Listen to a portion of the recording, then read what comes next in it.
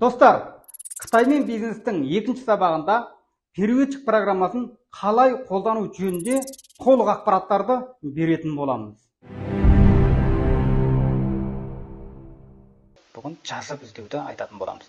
Ол үшін біз алдымен переводчик программасына қарамыз. Переводчик программасында переводчик программасына келіп мына жерге жазамыз. Жазу үшін бұл жерге сіз не деп жазасыз? Не тауар іздемекшісіз? Яғни бұл жерге мысалы шапка деп жазайық.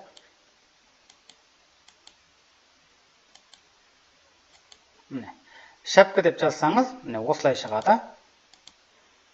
Қытайшаға аударып берді. Көріңіздер, Қытайшаға аударып берді.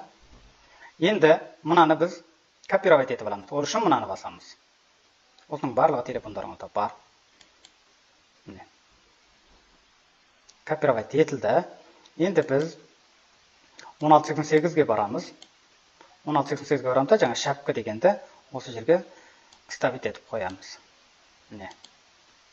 Ставить етілді. Мына жерде балаларға арналған, мына жерде заказбен дейді. Мына жерде де балаларға арналған, саяхатқа арналған, әйелдерге арналған, ерлерге арналған. Енді әйелдерге арналғанды көрейік. Міне достарым, әйелдерге арналған шапкілер шықты. Көрдіңіздер ме? Неше түрлі шапкілер шықты.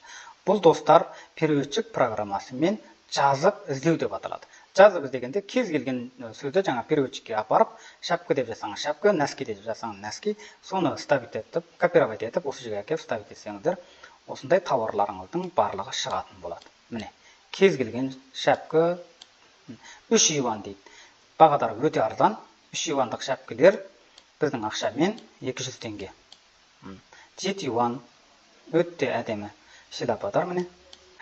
Жақсы құрметті достар, бұл жазып іздеу дейді. Переводчик программасымен жазып іздеу деп аталады.